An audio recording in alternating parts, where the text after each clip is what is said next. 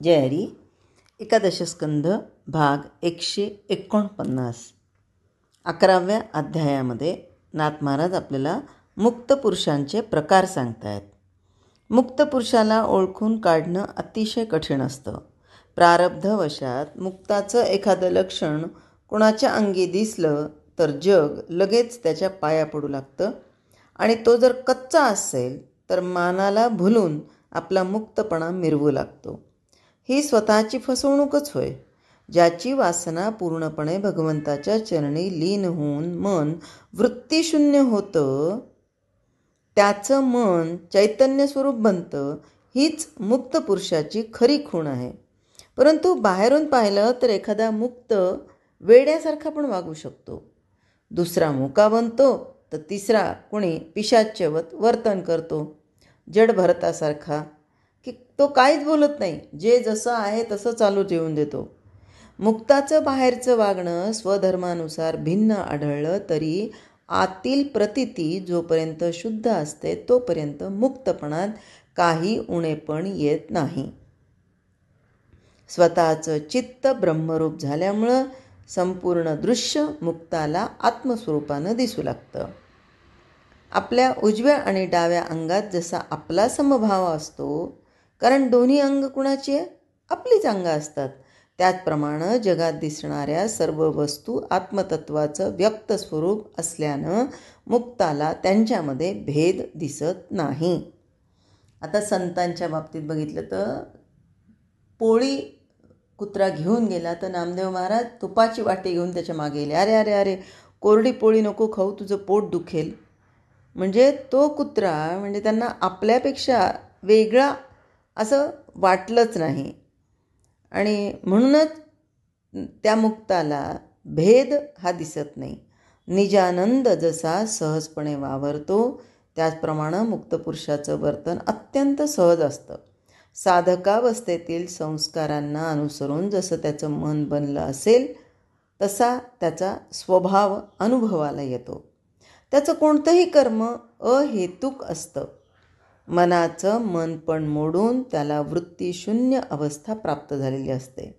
त्याचा देह प्रारब्धावर टाकला गेल्यानं तो आपणहून काहीच करत नाही, म्हणून तो जडासारखा दिसतो. त्याचे संकल्प विकल्प नाहीसे झाल्यानं त्याचे सगळे विचार आपोआप थांबतात. त्यामुळं तो सदा मौनात असतो. दृष्टीनं आत्मस्वरूप कधीच कुणाला बोलून दाखवता येत नाही. त्याविषयी सांगायचं झालं तर तो खुणेनं दाखवतो. त्याच्या तोंडून कधीही निंदास्तुती बाहेर पडत नाही. मला अमुक हवं तसं हवं असं कधीच म्हणत नाही, म्हणून लोक त्याला मुका समजतात.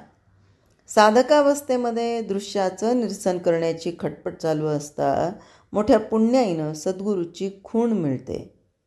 तिच्या मार्गदर्शनानं ध्येय, ध्याता, ध्यान हा भेद गळून जातो आणि अशाश्वत शाश्वत दोन्हीचं भान नाहीसं होऊन जिकडे तिकडे आत्मचैतन्यच भरून राहिलेलं अनुभवाला येतं. या अवस्थेला गेल्यावर ब्रह्मरसाचं अखंड पान करणारा मुक्त मानवनिर्मित विधिनिषेधांचे बांध तोडून वागतो. त्याचं वागणं कधी लहान मुलासारखं तर कधी वेड्यासारखं दिसतं. सामान्य माणसाची कल्पना जिथे पोहोचत नाही तिथे तो स्थिर राहतो. जगाचं मन जिथे शिरत नाही तिथे तो सर्वांगासह घुसतो. आत बाहेर आनंद समुद्रामध्ये बुचकळलेला मुक्त पुरुष जगाच्या दृष्टीनं पिशाचवत किंवा वेडा दिसला तर त्यात न भलते काय. इथे एक अत्यंत महत्त्वाची गोष्ट लक्षात ठेवायची ती अशी की मुक्ताच्या वागण्यात कोणत्याही गोष्टीचा आग्रह मुळीच नसतो. ज्याच्या वागण्यात अतिशय आग्रह असतो म्हणजे ज्याची वृत्ती अतिशय आग्रही असते तोच खरा बद्ध होय.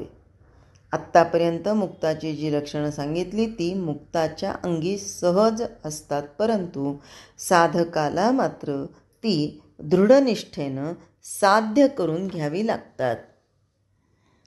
सगळ्या काळामध्ये म्हणजे सर्व काली सर्व देशी स्वरूपाचा साक्षात अनुभव घेणारे आणि स्वरूपाबद्दल शब्द पांडित्य करणारे असे 2 प्रकारचे लोक आढळतात. शब्द पांडित्य गाजवणारे लोक स्वरूपाचं वर्णन करताना स्वानुभवी संतांनाही मागे टाकतात, पण स्वतःच्या आनंदाला मात्र पारखे होतात. त्याचप्रमाणे प्रपंचच केवळ सत्य आहे अशी दृढबुद्धी ठेवून जे लोक संसारात रमतात त्यांना अनेक प्रकारची दुःख भोगावी लागतात. शास्त्राचा अभ्यास करून विद्वान झालेल्या लोकांना विद्येचा मोठा अभिमान असतो. रात्रंदिवस धनाची आणि मानाची इच्छा केल्यानं त्यांच्या हातून परमार्थ साधन घडत नाही. अर्थात ते आत्मज्ञानाला पारखे होतात. 4 वेद, 6 शास्त्र, 18 पुराणं आणि त्याच्या जोडीला साहित्य संगीतादी कला जाणणारी माणसं बोलू लागली तर बृहस्पतीलाही मागे टाकतात. शब्द व्युत्पत्तीचं मोठं ज्ञान असल्यानं ब्रह्मानंदाचं वर्णन करण्यात कोणी त्यांचा हात धरू शकत नाही. ज्या स्तनातून दूध निघतं त्याच स्तनाला गोचिड चिकटून बसतं, पण मूर्खपणानं रक्त पितं.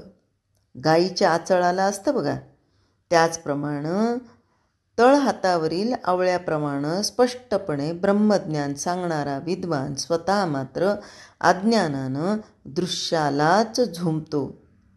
नाथांनी एक ग्रंथ लिहिलेला आहे हस्तामलक, त्यामध्येही याच विषयावर त्यांनी सविस्तर माहिती साधकांना दिलेली आहे.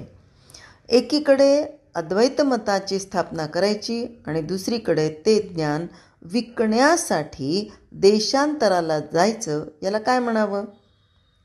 असा विद्वान ब्रह्मानंदाचं वर्णन करू लागला म्हणजे सात्विक श्रोत्यांचं मन तत्काळ आत्मानंदाशी जडतं, पण सांगणारा जो पंडित तो मात्र अहंतेनं नागवला जातो. ब्राह्मणाला हत्ती दान दिला तर तो त्याला पोसवत नाही आणि मग कवडीच्या मोलानं तो त्याला विकून टाकतो. त्याचप्रमाणे अद्वैत वेदांतात निष्णात असणाऱ्या पंडितांची अवस्था होते.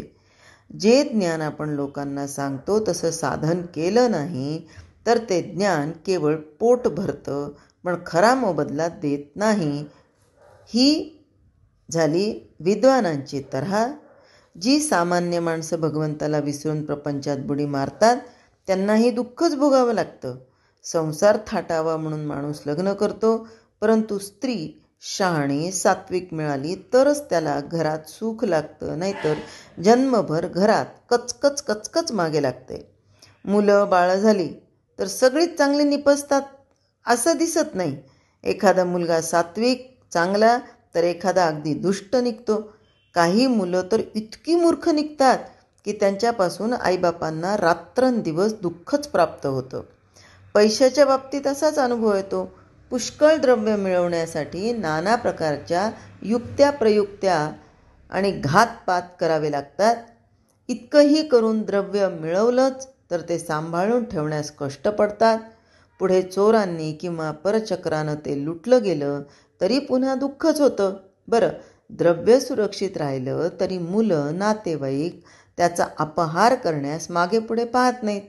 सांगण्याचा भावार्थ इतकाच की या दृश्य जगात माणसाच्या जीवनात खरं समाधान उत्पन्न करणारा किंवा करणारी एकही वस्तू नाहीच. ह्यासाठी शहाणी माणसं आपलं मन भगवंताकडे वळवण्याचा अभ्यास सातत्यानं निरंतर करतात. जय हरी.